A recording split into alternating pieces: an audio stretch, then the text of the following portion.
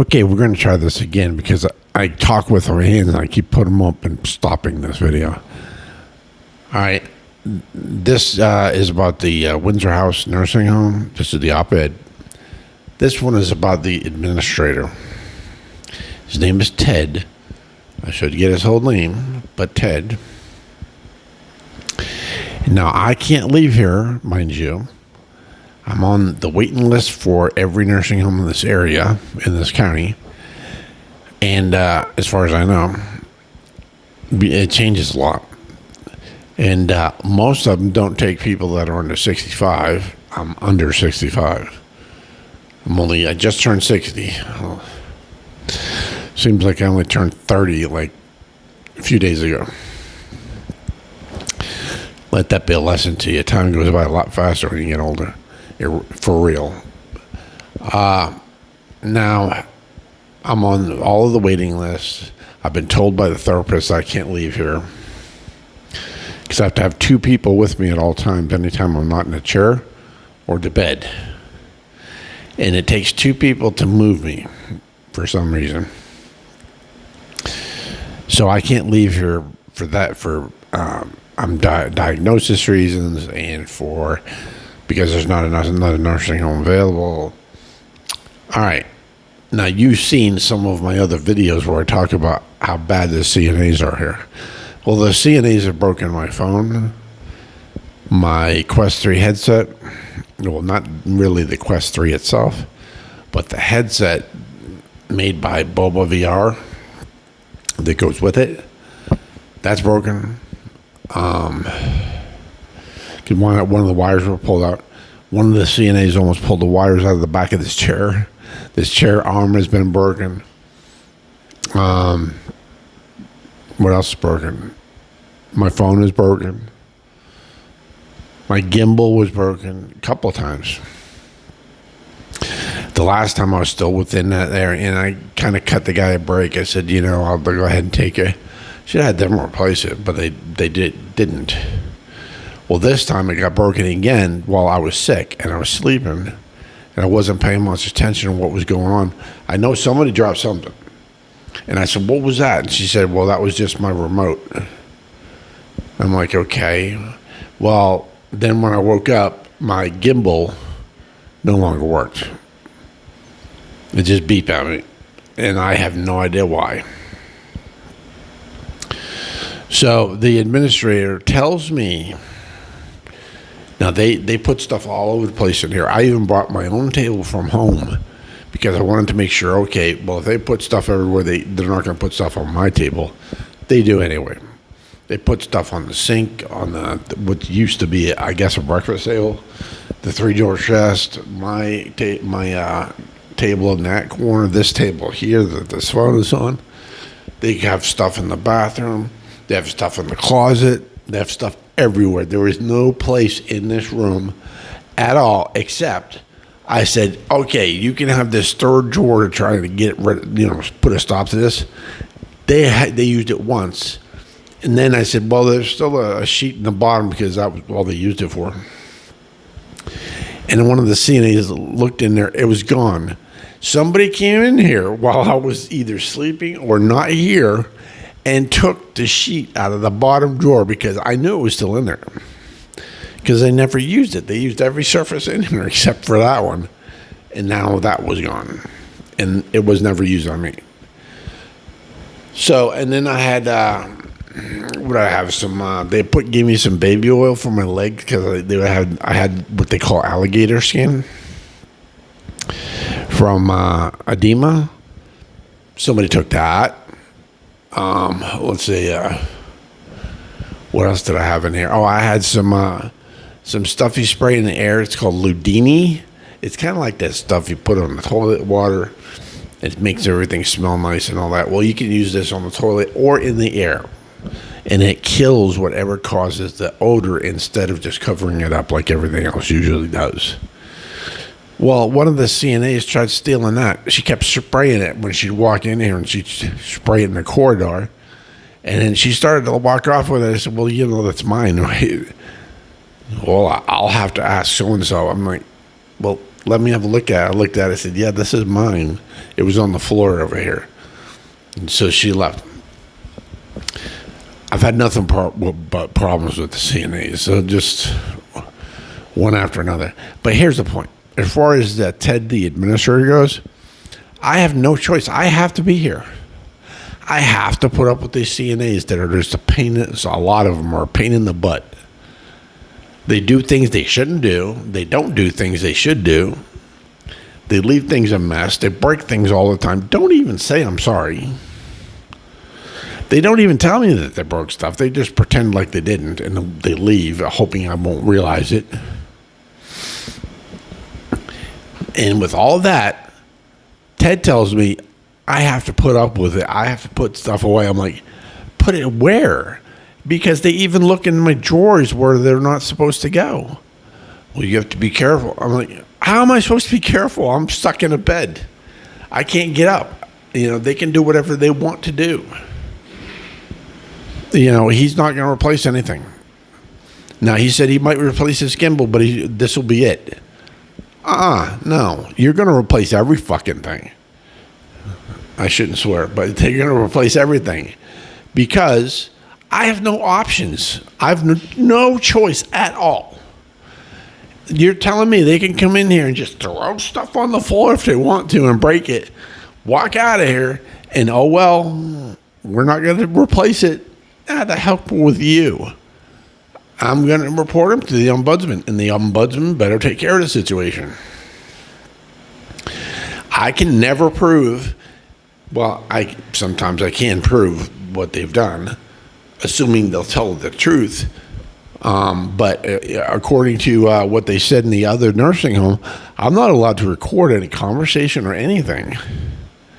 So if I'm not allowed to record anything, how am I supposed to prove it if they say no? There's two people here that should not be here. One said, fucking shut the fuck up. Slammed the door so hard I thought the paint fell off. I've tried to slam the door and it didn't slam as hard as this guy did.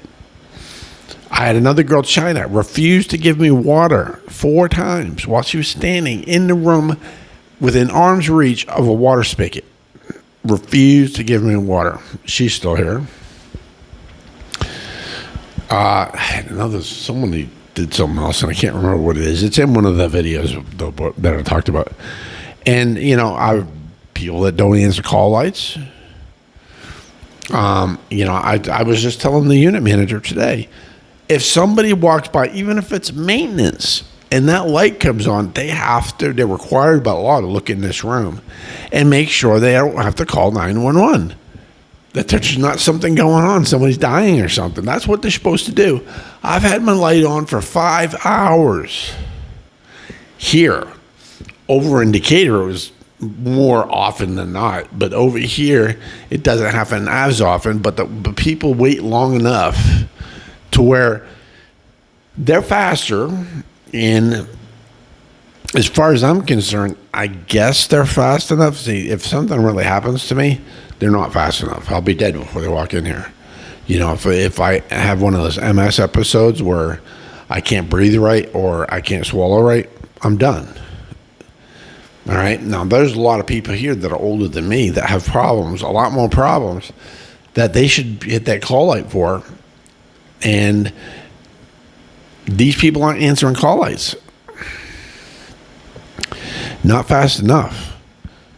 I'm going to ask the ombudsman when the ombudsman comes, what is required for them? Because as far as I'm concerned, the nursing home I was in Indiana, that was the first one I was in. That one is 3 to 5 minutes, period. End of story. They came in that room. Somebody came in there to make sure I was still alive within 3 to 5 minutes. That is enough time. If I had coded, my heart stopped. They could shock me back to life and I'd be okay. Any longer than that, if they shock you back to life, you have brain damage, permanent. You're a vegetable. They just put you on a ventilator until you die. That's pretty much it. But if they hit you before that 6 minutes, and it might be longer now if they have some kind of injection that they do, But as far as I know, it was 6 minutes before. After 6 minutes, that was it. You had irreparable damage, and you were done. So they had to bring you around before that, unless you were in like an ice cold lake or something like that. That was kind of a shocker. But after 30 minutes, people were still able to come back to life and that kind of thing. But the metabolism had slowed so much from the cold water that's what helped them out. So when they're trying to bring somebody back after 6 minutes, they usually put the cold blankets on them to cool them off while they're trying to bring them back around. That way they're not as damaged. But, I'm not a medical professional. That's just the things that I've seen on documentaries and so forth. As far as this administrator goes, like I said, I have no choice but to be here. He better, he has to check with corporate, okay. But it was his attitude I didn't like.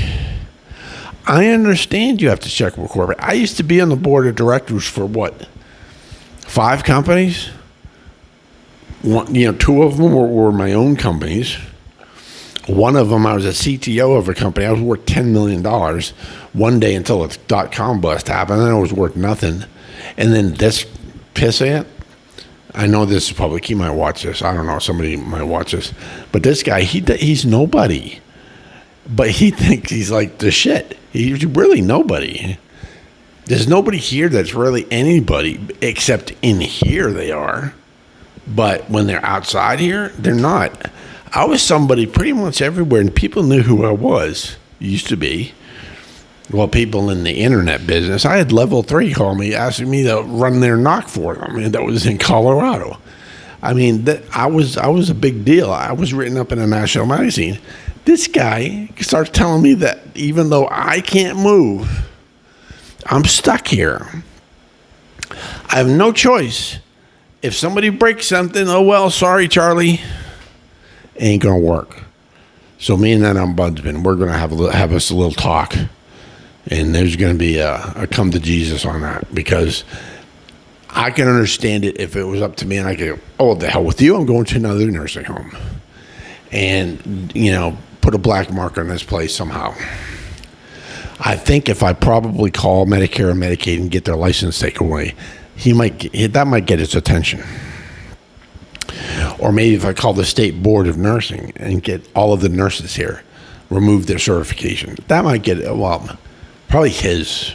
And I bet you anything he's got a certification of some kind that I can have removed. So we'll just see. I am going to fight this. I'm going to be here for 10 to 15 years. You bet your ass I'm going to fight this. I'm going to fight with tooth and nail until somebody is doing something, because I'm not going to sit here and let them break anything they want to and act any way they want to. You should watch some of the other videos. They pretty much rule this place. They decide when and how much they want to work, who they want to work with. Now, evidently, they can just break shit and nobody has to pay for it. Not going to happen. All right. I think. And let me say one more thing about this guy, Ted. I had a gimbal broke a while back. And I cut him some slack and replaced it because it was in that 30 days on Amazon. I lied to him about why, but it was because he dropped it. So I know somebody else dropped the new one, but it's beyond 30 days. It has to be replaced. There's my gimbal, my phone's broken, my headset's broken. The only thing I'll ask them to replace is the gimbal, because the phone, I'm going to get a new service and it kind of has to be replaced anyway. I hate to, because, it cost me, I think it was $250 or something to get this phone. I'm going to get the replacement regardless of whether the screen's correct. They do that thing. So I'm going to have to get a new phone anyway. So I probably should have them replace this, but why? Just for me to turn around and, replace it anyway. I have a thing about that myself. Maybe I should. I don't know. My headset, well, they broke the wire that feeds it. power, so I had to keep it plugged in. But I had to keep it plugged in anyway. It's a long story, but they shouldn't have broke it, but they did. But I was going to replace the head strap anyway, the Bobo VR thing. I was actually on the fence whether I should replace it or not. Then they broke their wire. So, I mean, replace it with another Bobo VR that does the same thing because I have 2 batteries. Or replace it with a different one altogether. So I'm still on the fence about that. But I cut him some slack. He doesn't have to replace that other stuff. He only has to replace the gimbal. And now, hello. Yeah, I need some ice water. Water. Yeah. Okay, I bring some with it. Okay. So I'm cutting him some slack on those 2 things. That was one of the CNAs, by the way. I'm cutting him some slack on the headset and the phone. He's already replaced the arm of this wheelchair. They broke that too. And I told him, I said, they just sling stuff around. He said, well, you got to make sure that it's put up. Where am I supposed to put it? They've been everywhere. They even go into my drawers. And they do it before I have time to do anything. I told the unit manager today, I said, I have they don't respect my privacy at all. I said, I could have a dildo in there. They open it up and there would be a dildo. She started laughing. She said, maybe that's what I should do, is put one in there so that they'll start respecting my privacy. And I said, well, I had thought about sitting there and, like I'm spanking it when they walk in the door, because I had a nurse do that. And I was actually changing like a pad for a diaper or something. I'm an adult diaper. Sorry if that's TMI. And she thought I was in there spanking. She said, I got brothers, don't worry about it.